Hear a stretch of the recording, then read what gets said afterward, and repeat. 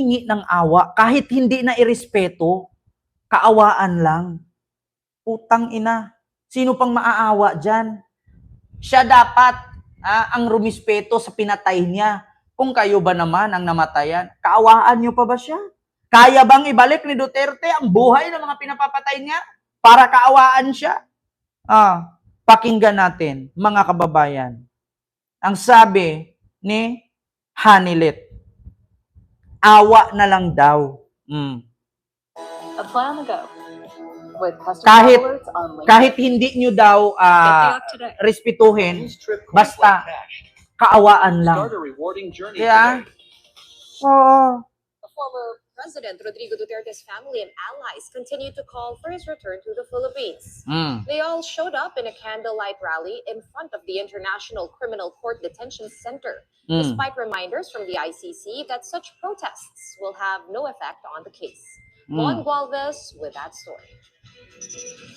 Through prayers, lighting of candles, and singing, supporters of former President Rodrigo Duterte marked his first month in detention at the International Criminal Court. The prayer vigil was held just outside the ICC. Their message was clear and unwavering: bring Duterte home. Among those present was Duterte's common law wife, Hanilet Avancenia. Pinapalakas na namin ang loob niya. Sabi ko, pray lang tayo, pray lang tayo. Maano pa rin ang pananampalataya niya sa Diyos. Hanilet, hindi ako naniniwala, Hanilet, na may Diyos si Digong. Hindi ako naniniwala kay Digong na may Diyos. Pagkatapos niyang sabihin stupid God, sabihin mo mananampalataya sa Diyos. Hanilet, kagimbal-gimbal, karimari-marim, at hindi ako maniniwala, mamatay man ako ngayon sa aking kinaupuan, na marunong si Digong magdasal. Walang Diyos si Digong.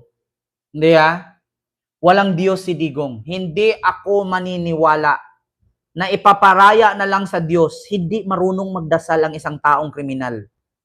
Ako nagsabi sa inyo, once na makapatay ka ng isa, dalawa, tatlo, hindi na maniniwala ang Diyos sa'yo.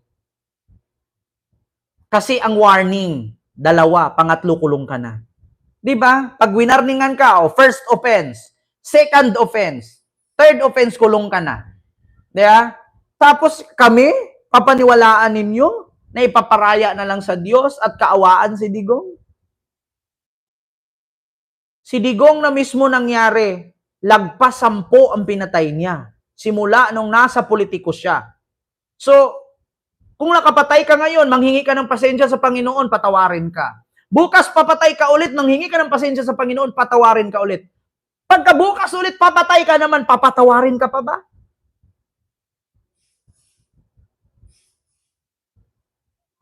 Papatawarin ka pa ba? Di ako naniniwala, Hanilet. Kung ikaw may Diyos, maniwala pa ako. Pero si Digong, lukuhin mong lilang mo. Di kami maniniwala. Sabi niya, kung ano daw ang will ng Panginoon sa kanya. Wow! For the first time, Hanilet, narinig namin na may Diyos na palang pinapakinggan si Digong ngayon. Narinig nyo, sabi? Sabi niya, kung ano daw ang will ng Panginoon sa kanya. Wow! Ayun ang Hanilet, oh my God! Sabi daw ni Digong, kung ano man daw ang will ng Panginoon sa kanya, karma na yan.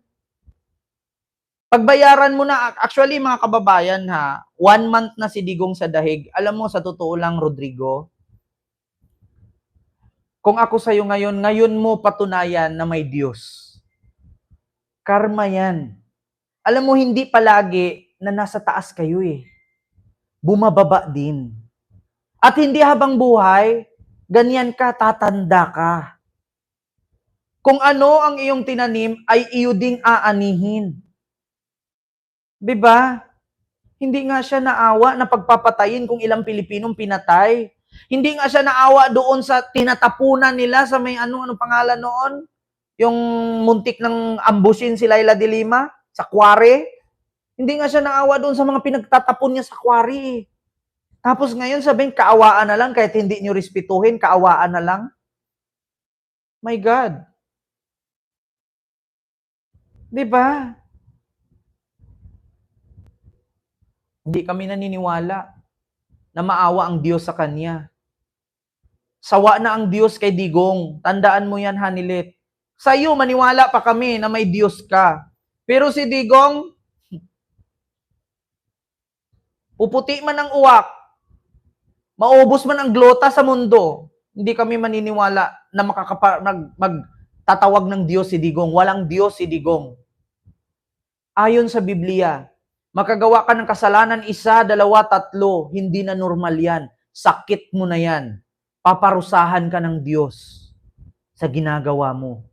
Papatay ka ngayon, hihingi ka ng tawad sa Panginoon, patatawarin ka. Pero pag inulit mo yan, sige papatawarin ka. Pangatlo mong gawin, hindi ka na papatawarin ng Diyos, si Lucifer na ang Diyos mo. 'Di ba? Simple request is for consideration for the 8-year-old former president. Hindi ko maintindihan hanggang ngayon. 7 years ka na. Mag-usap ako sa Panginoon. Tinatanong ko. Kasi, iski na lang siguro kaya ako nagagito kasi alam niyo naman ayaw ko. Iski baka makita na lang ba, awa na lang. Awa na lang. Iski wag yun na lang alawin. Alam mo, sa totoo lang, Hanilet, doon na tayo mga Pilipino, marunong tayong maawa.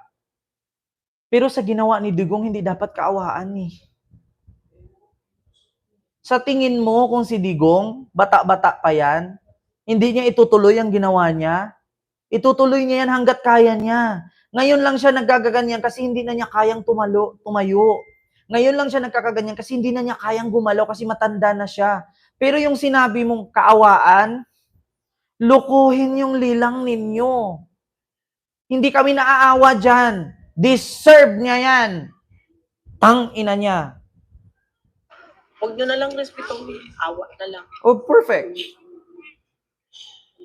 Total, nagserbisyo naman yan, di ba? The vigil also saw the presence of key Duterte allies. Former Diyos ko, kaawaan nyo na lang daw kahit hindi respetuhin. So ano pang silbi ng awa namin kung hindi rin naman pala namin respetuhin? Hindi, wag na. Oh, respetuhin nyo na lang. Kahit wag, kaawaan nyo na lang, kahit hindi nyo respetuhin. Hindi, parang wala din. Di ba?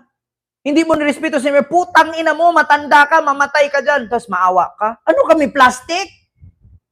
Gagawin mo pa kami plastic? Hindi kami plastic. Respetuhin nyo na lang. Kaawaan nyo na lang, kahit hindi nyo respetuhin. Tapos kami pa ang mali. Magiging plastic pa ang tingin sa amin. Di na. Diba? Oo. Kaawaan nyo na lang. Kahit hindi nyo lang respetuhin. Di para kaming tanga. Di ba?